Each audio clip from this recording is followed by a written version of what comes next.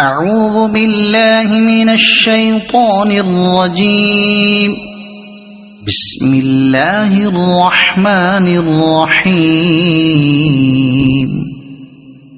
قل أعوذ برب الفلق من شر ما خلق ومن شر غاسق إذا وقب ومن شر النفاثات في العقد ومن شر حاسد إذا حسد۔ کہو میں پناہ مانگتا ہوں صبح کے رب کی ہر اس چیز کے شر سے جو اس نے پیدا کی ہے، اور رات کی تاریکی کے شر سے جبکہ وہ چھا جائے، اور گرہوں میں پھونکنے والوں یا والیوں کے شر سے، اور حاسد کے شر سے جبکہ وہ حسد کرے۔ کہو، چونکہ قل یعنی کہو کا لفظ اس پیغام کا ایک حصہ ہے جو تبلیغ رسالت کے لیے نبی صلی اللہ علیہ وسلم پر بذریعہ وحی نازل ہوا ہے، اس لیے اگرچہ اس ارشاد کے اولین مخاطب تو رسول اللہ صلی اللہ علیہ وسلم ہی ہیں، مگر آپ کے بعد ہر مومن بھی اس کا مخاطب ہے۔ پناہ مانگتا ہوں، پناہ مانگنے کے فعل میں لازماً 3 اجزاء شامل ہوتے ہیں، ایک بجائے خود پناہ مانگنا، دوسرے پناہ مانگنے والا، تیسرا وہ جس کی پناہ مانگی جائے۔ پناہ مانگنے سے مراد کسی چیز سے خوف محسوس کر کے اپنے آپ کو اس سے بچانے کے لیے کسی دوسرے کی حفاظت میں جانا، یا اس کی آڑ لینا، یا اس سے لپٹ جانا، یا اس کے سائے میں چلا جانا ہے۔ پناہ مانگنے والا بہرحال وہی شخص ہوتا ہے جو محسوس کرتا ہے کہ جس چیز سے وہ ڈر رہا ہے اس کا مقابلہ وہ خود نہیں کر سکے گا، بلکہ وہ اس کا حاجت مند ہے کہ اس سے بچنے کے لیے دوسرے کی پناہ لے۔ پھر جس کی پناہ مانگی جاتی ہے وہ لازماً کوئی ایسا ہی شخص یا وجود ہوتا ہے جس کے متعلق پناہ لینے والا یہ سمجھتا ہے کہ اس خوفناک چیز سے وہی اس کو بچا سکتا ہے۔ اب پناہ کی ایک قسم تو وہ ہے جو قوانین طبعی کے مطابق عالم اسباب کے اندر کسی محسوس مادی چیز یا شخص یا طاقت سے حاصل کی جاتی ہے، مثلا دشمن کے حملے سے بچنے کے لیے کسی قلعے میں پناہ لینا، یا گولیوں کی بوچھاڑ سے بچنے کے لیے خندق، یا کسی دمدمے یا کسی دیوار کی آڑ لینا، یا کسی طاقتور ظالم سے بچنے کے لیے کسی انسان یا قوم یا حکومت کے پاس پناہ لینا، یا دھوپ سے بچنے کے لیے کسی درخت یا عمارت کے سائے میں پناہ لینا۔ بخلاف اس کے دوسری قسم وہ ہے جس میں ہر طرح کے خطرات اور ہر طرح کی مادی، اخلاقی یا روحانی مضرتوں اور نقصان رساں چیزوں سے کسی فوق الفطری ہستی کی پناہ اس عقیدے کی بنا پر مانگی جاتی ہے کہ وہ ہستی عالم اسباب پر حکمراں ہے، اور بالاتر از حس و ادراک طریقے سے وہ اس شخص کی ضرور حفاظت کر سکتی ہے جو اس کی پناہ ڈھونڈ رہا ہے۔ پناہ کی یہ دوسری قسم ہی نہ صرف سورہ فلق اور سورہ ناس میں مراد ہے، بلکہ قرآن و حدیث میں جہاں بھی اللہ تعالیٰ کی پناہ مانگنے کا ذکر کیا گیا ہے اس سے مراد یہی خاص قسم کی پناہ ہے، اور عقیدہ توحید کا لازمہ یہ ہے کہ اس نوعیت کا تعوذ یا استعاذہ یعنی پناہ مانگنا اللہ کے سوا اور کسی سے نہ کیا جائے۔ مشرکین اس نوعیت کا تحفظ اللہ کے سوا دوسری ہستیوں مثلا جنوں یا دیویوں اور دیوتاؤں سے مانگتے تھے، اور آج بھی مانگتے ہیں۔ مادہ پرست لوگ اس کے لیے بھی مادی ذرائع و وسائل ہی کی طرف رجوع کرتے ہیں، کیونکہ وہ کسی فوق الفطری طاقت کے قائل نہیں ہیں۔ مگر مومن ایسی تمام آفات و بلیات کے مقابلے میں جن کو دفع کرنے پر وہ خود اپنے آپ کو قادر نہیں سمجھتا، صرف اللہ کی طرف رجوع کرتا اور اسی کی پناہ مانگتا ہے۔ مثال کے طور پر مشرکین کے متعلق قرآن میں بیان کیا گیا ہے وَأَنَّهُ كَانَ رِجَالٌ مِّنَ الْإِنسِ يَعُوذُونَ بِرِجَالٍ مِّنَ الْجِنِّ، یعنی اور یہ کہ انسانوں میں سے کچھ لوگ جنوں میں سے کچھ لوگوں کی پناہ مانگا کرتے تھے، سورہ الجن آیت نمبر 6۔ اور اس کی تشریح کرتے ہوئے ہم سورہ جن میں حضرت عبداللہ بن عباس رضی اللہ عنہ کی یہ روایت نقل کر چکے ہیں کہ مشرکین عرب کو جب رات کسی سنسان وادی میں گزارنی پڑتی تو وہ پکار کر کہتے ہم اس وادی کے رب کی یعنی اس جن کی جو اس وادی پر حکمراں ہے یا اس وادی کا مالک ہے پناہ مانگتے ہیں۔ بخلاف اس کے فرعون کے متعلق فرمایا گیا ہے کہ حضرت موسیٰ کی پیش کردہ عظیم نشانیوں کو دیکھ کر فتولا برکنہ یعنی وہ اپنے بلبوتے پر اکڑ گیا، سورہ الزاریات آیت نمبر 39۔ لیکن خدا پرستوں کا رویہ قرآن میں یہ بتایا گیا ہے کہ جس چیز کا بھی وہ خوف محسوس کرتے ہیں، خواہ وہ مادی ہو یا اخلاقی یا روحانی، اس کے شر سے بچنے کے لیے وہ خدا کی پناہ مانگتے ہیں۔ چنانچہ حضرت مریم کے متعلق بیان ہوا ہے کہ جب اچانک تنہائی میں خدا کا فرشتہ ایک مرد کی شکل میں ان کے سامنے آیا، جبکہ وہ نہ جانتی تھیں کہ یہ فرشتہ ہے، تو انہوں نے کہا اعوذ بالرحمن منک ان کنت تقیا، یعنی اگر تو خدا سے ڈرنے والا آدمی ہے تو میں تجھ سے خدا رحمان کی پناہ مانگتی ہوں۔ سورہ مریم آیت نمبر 18۔ حضرت نوح نے جب اللہ تعالیٰ سے ایک بیجا دعا کی اور جواب میں اللہ کی طرف سے ان پر ڈانٹ پڑی تو انہوں نے فوراً عرض کیا رب انی اعوذ بک ان اسألک ما لیس لی بہ علم، یعنی میرے رب میں تیری پناہ مانگتا ہوں اس بات سے کہ میں تجھ سے ایسی چیز کی درخواست کروں جس کا مجھے علم نہیں ہے۔ سورہ ہود آیت نمبر 47۔ حضرت موسیٰ نے جب بنی اسرائیل کو گائے ذبح کرنے کا حکم دیا اور انہوں نے کہا کہ آپ ہم سے مذاق کرتے ہیں، تو انہوں نے جواب میں فرمایا اعوذ باللہ ان اکون من الجاہلین، یعنی میں خدا کی پناہ مانگتا ہوں اس بات سے کہ جاہلوں کی سی باتیں کروں۔ سورہ البقرہ آیت نمبر 67۔ یہی شان ان تمام تعوذات کی بھی ہے جو رسول اللہ صلی اللہ علیہ وسلم سے کتب حدیث میں منقول ہوئے ہیں۔ مثال کے طور پر حضور صلی اللہ علیہ وسلم کی ان دعاؤں کو ملاحظہ کیجئے۔ انا عائشہ ان النبی صلی اللہ علیہ وسلم کان یقول فی دعائہ اللہم انی اعوذ بک من شر ما عملت ومن شر ما لم اعمل، مسلم۔ یعنی حضرت عائشہ سے روایت ہے کہ نبی صلی اللہ علیہ وسلم اپنی دعاؤں میں یہ فرمایا کرتے تھے کہ خدایا میں تیری پناہ مانگتا ہوں ان کاموں کے شر سے جو میں نے کیے اور ان کاموں کے شر سے جو میں نے نہیں کیے، یعنی اگر میں نے کوئی غلط کام کیا ہے تو اس کے برے نتیجے سے پناہ مانگتا ہوں، اور اگر کوئی کام جو کرنا چاہیے تھا میں نے نہیں کیا تو اس کے نقصان سے بھی پناہ مانگتا ہوں، یا اس بات سے پناہ مانگتا ہوں کہ جو کام نہ کرنا چاہیے وہ میں کبھی کر گزروں۔ عن ابن عمر رضی اللہ عنہ کان من دعاء رسول اللہ صلی اللہ علیہ وسلم اللہم انی اعوذ بک من زوال نعمتک وتحول عافیتک وفجأت نقمتک وجمیع سخطک۔ ابن عمر رضی اللہ عنہ کی روایت ہے کہ رسول اللہ صلی اللہ علیہ وسلم کی دعاؤں میں سے ایک یہ بھی تھی کہ خدایا میں تیری پناہ مانگتا ہوں اس سے کہ تیری جو نعمت مجھے حاصل ہے وہ چھن جائے، اور تجھ سے جو عافیت مجھے نصیب ہے وہ نصیب نہ رہے، اور تیرا غضب یکایک ٹوٹ پڑے، اور پناہ مانگتا ہوں تیری ہر طرح کی ناراضی سے، بحوالے مسلم۔ عن زید بن ارقم کان رسول اللہ صلی اللہ علیہ وسلم یقول اللہم انی اعوذ بک من علم لا ينفع ومن قلب لا یخشع ومن نفس لا تشبع ومن دعوت لا يستجاب، مسلم۔ زید بن ارقم کی روایت ہے کہ نبی صلی اللہ علیہ وسلم فرمایا کرتے تھے خدایا میں تیری پناہ مانگتا ہوں اس علم سے جو نافع نہ ہو، اس دل سے جو تیرا خوف نہ کرے، اس نفس سے جو کبھی سیر نہ ہو، اور اس دعا سے جو قبول نہ کی جائے۔ عن ابی ہریرہ کان رسول اللہ صلی اللہ علیہ وسلم یقول اللہم انی اعوذ بک من الجوع فإنہ بیس الضجیع وَأَعُوذُ بِكَ مِنَ الْخِيَانَةِ فَإِنَّهُ بِئْسَتِ الْبِطَانَةِ، ابو داؤد۔ حضرت ابو ہریرہ رضی اللہ عنہ کی روایت ہے کہ رسول اللہ صلی اللہ علیہ وسلم فرماتے تھے خدایا میں تیری پناہ مانگتا ہوں بھوک سے، کیونکہ وہ بدترین چیز ہے جس کے ساتھ کوئی رات گزارے، اور تیری پناہ مانگتا ہوں خیانت سے، کیونکہ وہ بڑی بد باطنی ہے۔ عن انس ان النبی صلی اللہ علیہ وسلم کان یقول اللہم انی اعوذ بک من البرص والجنون والجزام والسیء الاسقام، ابو داؤد۔ یعنی حضرت انس کی روایت ہے کہ رسول اللہ صلی اللہ علیہ وسلم فرمایا کرتے تھے خدایا میں تیری پناہ مانگتا ہوں کوڑھ اور جنون اور جزام اور تمام بری بیماریوں سے۔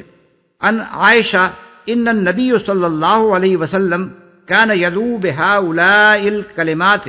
اللہم انی اعوذ بک من فتنۃ النار ومن شر الغنا والفقر۔ حضرت عائشہ رضی اللہ عنہ کی روایت ہے کہ حضور ان کلمات کے ساتھ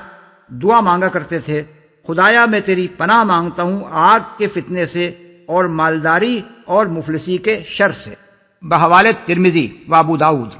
ان قطبہ بن مالک کان النبی صلی اللہ علیہ وسلم یقول اللہم انی اعوذ بک من منکرات الاخلاق والاعمال والاہواء، ترمذی۔ یعنی قطبہ بن مالک کہتے ہیں کہ نبی صلی اللہ علیہ وسلم فرمایا کرتے تھے خدایا میں برے اخلاق اور برے اعمال اور بری خواہشات سے تیری پناہ مانگتا ہوں۔ شکل بن حمید نے حضور صلی اللہ علیہ وسلم سے عرض کیا، مجھے کوئی دعا بتائیے۔ فرمایا، کہو اللہم انی اعوذ بک من شر سمعی ومن شر بصری ومن شر لسانی ومن شر قلبی ومن شر منیی، ترمذی و ابو داؤد۔ یعنی خدایا میں تیری پناہ مانگتا ہوں اپنی سماعت کے شر سے اور اپنی بصارت کے شر سے اور اپنی زبان کے شر سے اور اپنے دل کے شر سے اور اپنی شہوت کے شر سے۔ عن انس بن مالک کان رسول اللہ صلی اللہ علیہ وسلم یقول اللہم انی اعوذ بک من العجز والکسل والجبن والحرم والبخل واعوذ بک من عذاب القبر ومن فتنة المحیاء والممات، وفی روایت لمسلم وضلع الدین وغلبۃ الرجال، بخاری و مسلم۔ یعنی انس بن مالک کی روایت ہے کہ رسول اللہ صلی اللہ علیہ وسلم فرمایا کرتے،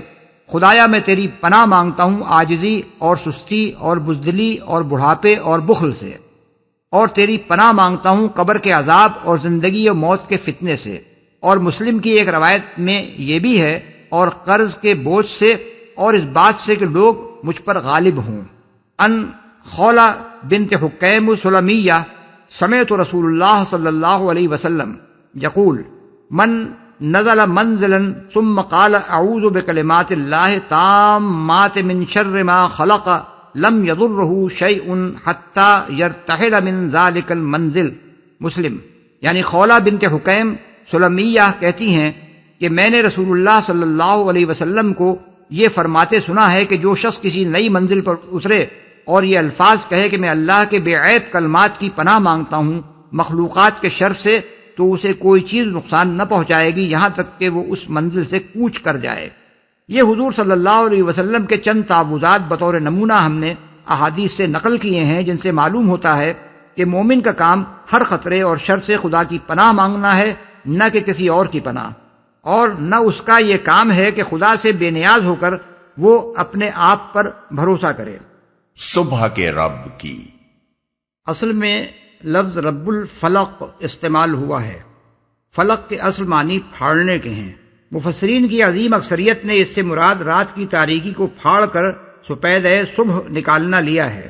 کیونکہ عربی زبان میں فلق الصبح کا لفظ طلوع صبح کے معنی میں بکثرت استعمال ہوتا ہے، اور قرآن میں بھی اللہ تعالیٰ کے لیے فالق الاصباح کے الفاظ استعمال ہوئے ہیں، یعنی وہ جو رات کی تاریکی کو پھاڑ کر صبح نکالتا ہے۔ سورہ الانعام آیت نمبر 96۔ فلق کے دوسرے معنی خلق بھی لیے گئے ہیں، کیونکہ دنیا میں جتنی چیزیں بھی پیدا ہوتی ہیں وہ کسی نہ کسی چیز کو پھاڑ کر نکلتی ہیں۔ تمام نباتات بیج اور زمین کو پھاڑ کر اپنی کوپل نکالتے ہیں۔ تمام حیوانات یا تو رحم مادر سے برآمد ہوتے ہیں یا انڈا توڑ کر نکلتے ہیں، یا کسی اور مانع ظہور چیز کو چیر کر باہر آتے ہیں۔ تمام چشمے پہاڑ یا زمین کو شق کر کے نکلتے ہیں۔ دن رات کا پردہ چاک کر کے نمودار ہوتا ہے۔ بارش کے قطرے بادلوں کو چیر کر زمین کا رخ کرتے ہیں۔ غرض موجودات میں سے ہر چیز کسی نہ کسی طرح کے انشقاق کے نتیجے میں عدم سے وجود میں آتی ہے، حتیٰ کہ زمین اور سارے آسمان بھی پہلے ایک ڈھیر تھے جس کو پھاڑ کر انہیں جدا جدا کیا گیا۔ کانتا رتقن ففتقناہما، سورہ الانبیاء آیت نمبر 30۔ بس اس معنی کے لحاظ سے فلق کا لفظ تمام مخلوقات کے لیے عام ہے۔ اب اگر پہلے معنی لیے جائیں تو آیت کا مطلب یہ ہوگا کہ میں طلوع صبح کے مالک کی پناہ لیتا ہوں، اور دوسرے معنی لیے جائیں تو مطلب ہوگا کہ میں تمام خلق کے رب کی پناہ لیتا ہوں۔ اس جگہ اللہ تعالیٰ کا اسم ذات چھوڑ کر اس کا اسم صفت رب اس لیے استعمال کیا گیا ہے کہ پناہ مانگنے کے ساتھ اللہ تعالیٰ کے رب یعنی مالک و پروردگار اور آقا و مربی ہونے کی صفت زیادہ مناسبت رکھتی ہے۔ پھر رب الفلق سے مراد اگر طلوع صبح کا رب ہو تو اس کی پناہ لینے کے معنی یہ ہوں گے کہ جو رب تاریکی کو چھانٹ کر صبح روشن نکالتا ہے میں اس کی پناہ لیتا ہوں تاکہ وہ آفات کے ہجوم کو چھانٹ کر میرے لیے عافیت پیدا کر دے۔ اور اگر اس سے مراد رب خلق ہو تو معنی یہ ہوں گے کہ میں ساری خلق کے مالک کی پناہ لیتا ہوں تاکہ وہ اپنی مخلوق کے شر سے مجھے بچائے جو اس نے پیدا کی ہے۔ بالفاظ دیگر تمام مخلوقات کے شر سے میں اس کی پناہ مانگتا ہوں۔ اس فقرے میں چند باتیں قابل غور ہیں۔ اول یہ کہ شر کو پیدا کرنے کی نسبت اللہ کی طرف نہیں کی گئی،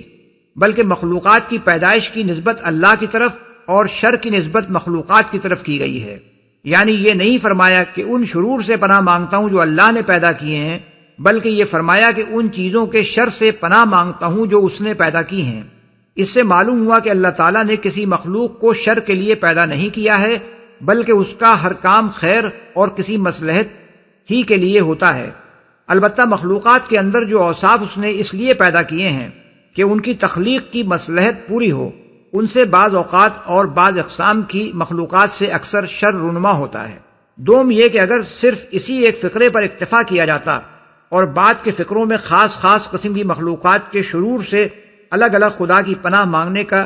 نہ بھی ذکر کیا جاتا تو یہ فقرہ مدعا پورا کرنے کے لیے کافی تھا، کیونکہ اس میں ساری ہی مخلوقات کے شر سے خدا کی پناہ مانگ لی گئی ہے۔ اس عام استعاذے کے بعد چند مخصوص شرور سے پناہ مانگنے کا ذکر خود بخود یہ معنی دیتا ہے کہ ویسے تو میں خدا کی پیدا کی ہوئی ہر مخلوق کے شر سے خدا کی پناہ مانگتا ہوں،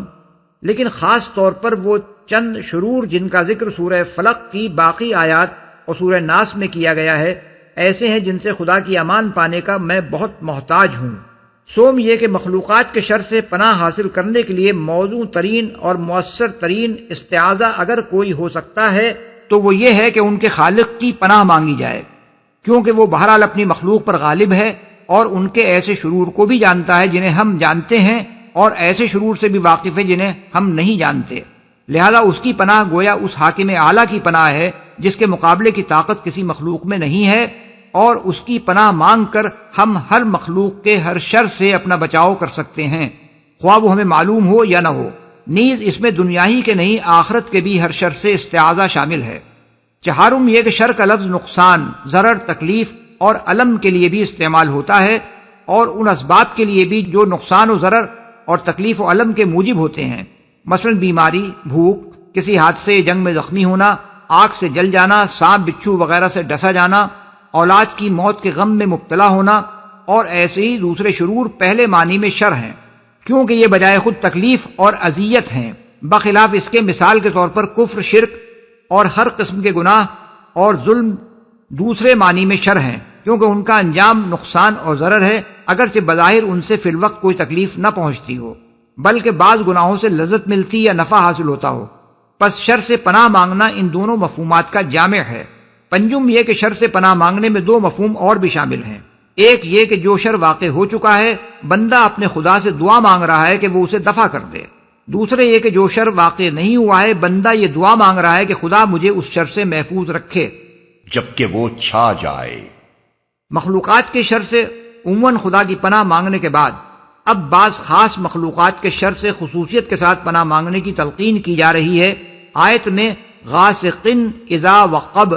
کے الفاظ استعمال ہوئے ہیں۔ غاسق کے لغوی معنی تاریک کے ہیں، چنانچہ قرآن میں ایک جگہ ارشاد ہوا ہے اقم الصلاۃ لدلوک الشمس الی غسق اللیل، یعنی نماز قائم کرو زوال آفتاب کے وقت سے رات کے اندھیرے تک، سورہ بنی اسرائیل آیت نمبر 78۔ اور وقب کے معنی داخل ہونے یا چھا جانے کے ہیں۔ رات کی تاریکی کے شر سے خاص طور پر اس لیے پناہ مانگنے کی تلقین کی گئی ہے کہ اکثر جرائم اور مظالم رات ہی کے وقت ہوتے ہیں، موذی جانور بھی رات ہی کو نکلتے ہیں، اور عرب میں طوائف الملوکی کا جو حال ان آیات کے نزول کے وقت تھا اس میں تو رات بڑی خوفناک چیز تھی، اس کے اندھیرے میں چھاپہ مار نکلتے تھے اور بستیوں پر غارت گری کے لیے ٹوٹ پڑتے تھے۔ جو لوگ رسول اللہ صلی اللہ علیہ وسلم کی جان کے درپے تھے وہ بھی رات ہی کے وقت آپ کو قتل کر دینے کی تجویزیں سوچا کرتے تھے تاکہ قاتل کا پتہ نہ چل سکے، اس لیے ان تمام شرور و آفات سے خدا کی پناہ مانگنے کا حکم دیا گیا جو رات کے وقت نازل ہوتی ہیں۔ یہاں اندھیری رات کے شر سے طلوع فجر کے رب کی پناہ مانگنے میں جو لطیف مناسبت ہے وہ کسی صاحب نظر سے پوشیدہ نہیں رہ سکتی۔ اس آیت کی تفسیر میں ایک اشکال یہ پیش آتا ہے کہ متعدد صحیح احادیث میں حضرت عائشہ رضی اللہ عنہا کی روایت آئی ہے کہ رات کو چاند نکلا ہوا تھا، رسول اللہ صلی اللہ علیہ وسلم نے میرا ہاتھ پکڑ کر اس کی طرف اشارہ کیا اور فرمایا کہ اللہ کی پناہ مانگو ھذا الغاسق اذا وقب، یعنی یہ الغاسق اذا وقب ہے۔ بحوالِ احمد، ترمذی، نسائی، ابن جریر، ابن المنذر، حاکم، ابن مردویہ۔ اس کی تعویل میں بعض لوگوں نے کہا ہے اذا وقب کا مطلب یہاں اذا خسف ہے، یعنی جبکہ وہ گہنا جائے یا چاند گرہن اس کو ڈھانک لے، لیکن کسی روایت میں بھی یہ نہیں آیا ہے کہ جس وقت حضور صلی اللہ علیہ وسلم نے چاند کی طرف اشارہ کر کے یہ بات فرمائی تھی اس وقت وہ گرہن میں تھا، اور لغت عرب میں بھی اذا وقب کے معنی اذا خسف کے کسی طرح نہیں ہو سکتے۔ ہمارے نزدیک اس حدیث کی صحیح تعویل یہ ہے کہ چاند نکلنے کا وقت چونکہ رات ہی کو ہوتا ہے، دن کو اگر چاند آسمان پر ہوتا بھی ہے تو روشن نہیں ہوتا، اس لیے حضور صلی اللہ علیہ وسلم کے ارشاد کا مطلب یہ ہے کہ اس کے یعنی چاند کے آنے کے وقت یعنی رات سے خدا کی پناہ مانگو، کیونکہ چاند کی روشنی مدافعت کرنے والے کے لیے اتنی مددگار نہیں ہوتی جتنا حملہ کرنے والے کے لیے ہوتی ہے، اور جرم کا شکار ہونے والے کے لیے اتنی مددگار نہیں ہوتی جتنی مجرم کے لیے ہوا کرتی ہے۔ اسی بنا پر حدیث میں رسول اللہ صلی اللہ علیہ وسلم کا ارشاد ہے، ان الشمس اذا غربت انتشرت الشیاطین فاکفتوا صبیانکم واحبسوا مواشیکم حتی تذهب فحمۃ العشاء، یعنی جب سورج غروب ہو جائے تو شیاطین ہر طرف پھیل جاتے ہیں، لہذا اپنے بچوں کو گھروں میں سمیٹ لو اور اپنے جانوروں کو باندھ رکھو جب تک رات کی تاریکی ختم نہ ہو جائے۔ پھونکنے والوں کے شر سے اصل الفاظ ہیں نفاسات فی العقد، عقد جمع ہے عقدے کی جس کے معنی گرہ کے ہیں، جیسی مثلا تاگے یا رسی میں ڈالی جاتی ہے۔ نفس کے معنی پھونکنے کے ہیں، نفاسات جمع ہے نفاسہ کی، جس کو اگر علامہ کی طرح سمجھا جائے تو مراد بہت پھونکنے والے مرد ہوں گے، اور اگر اسے مؤنث کا صیغہ سمجھا جائے تو مراد بہت پھونکنے والی عورتیں بھی ہو سکتی ہیں، اور نفوس یا جماعتیں بھی، کیونکہ عربی میں نفس اور جماعت دونوں مؤنث ہیں۔ گرہ میں پھونکنے کا لفظ اکثر بلکہ تمام تر مفسرین کے نزدیک جادو کے لیے استعارہ ہے، کیونکہ جادوگر عموماً کسی ڈور یا دھاگے میں گرہ دیتے اور اس پر پھونکتے جاتے ہیں۔ پس آیت کا مطلب یہ ہے کہ میں طلوع فجر کے رب کی پناہ مانگتا ہوں جادوگروں یا جادوگرنیوں کے شر سے۔ اس مفہوم کی تائید وہ روایات بھی کرتی ہیں جن میں بتایا گیا ہے کہ رسول اللہ صلی اللہ علیہ وسلم پر جب جادو ہوا تھا تو جبرائیل علیہ السلام نے آ کر حضور صلی اللہ علیہ وسلم کو معوذتین پڑھنے کی ہدایت کی تھی، اور معوذتین میں یہی ایک فقرہ ہے جو براہ راست جادو سے تعلق رکھتا ہے۔ ابو مسلم اصفہانی اور زمخشری نے نفاسات فی العقد کا ایک اور مفہوم بھی بیان کیا ہے، اور وہ یہ ہے کہ اس سے مراد عورتوں کی مکاری اور مردوں کے عزائم اور آرا اور خیالات پر ان کی اثر اندازی ہے، اور اس کو جادوگری سے تشبیہ دی گئی ہے، کیونکہ عورتوں کی محبت میں مبتلا ہو کر آدمی کا وہ حال ہو جاتا ہے گویا اس پر جادو کر دیا گیا ہے۔ یہ تفسیر اگرچہ پرلطف ہے لیکن اس تفسیر کے خلاف ہے جو سلف سے مسلم چلی آتی ہے، اور ان حالات سے بھی یہ مطابقت نہیں رکھتی جن میں معوذتین نازل ہوئی ہیں، جیسا کہ ہم دیباچے میں بیان کر چکے ہیں۔ جادو کے متعلق یہ جان لینا چاہیے کہ اس میں چونکہ دوسرے شخص پر برا اثر ڈالنے کے لیے شیاطین یا ارواح خبیثہ یا ستاروں کی مدد مانگی جاتی ہے، اس لیے قرآن میں اسے کفر کہا گیا ہے۔ وما کفر سلیمان ولکن الشیاطین کفروا یعلمون الناس السحر، یعنی سلیمان نے کفر نہیں کیا تھا بلکہ شیاطین نے کفر کیا تھا، وہ لوگوں کو جادو سکھاتے تھے۔ سورہ البقرہ آیت نمبر 102۔ لیکن اگر اس میں کوئی کلمہ کفر یا کوئی فعل شرک نہ بھی ہو تو وہ بالاتفاق حرام ہے، اور نبی صلی اللہ علیہ وسلم نے اسے 7 ایسے کبیرہ گناہوں میں شمار کیا ہے جو انسان کی آخرت کو برباد کر دینے والے ہیں۔ بخاری و مسلم میں حضرت ابو ہریرہ رضی اللہ عنہ کی روایت ہے کہ حضور صلی اللہ علیہ وسلم نے فرمایا 7 غارتگر چیزوں سے پرہیز کرو۔ لوگوں نے پوچھا وہ کیا ہیں یا رسول اللہ؟ فرمایا خدا کے ساتھ کسی کو شریک کرنا، جادو، کسی ایسی جان کو ناحق قتل کرنا جسے اللہ نے حرام کیا ہے، سود کھانا، یتیم کا مال کھانا، جہاد میں دشمن کے مقابلے سے پیٹھ پھیر کر بھاگ نکلنا، اور بھولی بھالی عفیف مومن عورتوں پر زنا کی تہمت لگانا۔ جبکہ وہ حسد کرے۔ حسد کا مطلب یہ ہے کہ کسی شخص کو اللہ نے جو نعمت یا فضیلت یا خوبی عطا کی ہو اس پر کوئی دوسرا شخص جلے اور یہ چاہے کہ وہ اس سے سلب ہو کر حاسد کو مل جائے، یا کم از کم یہ کہ اس سے ضرور چھن جائے۔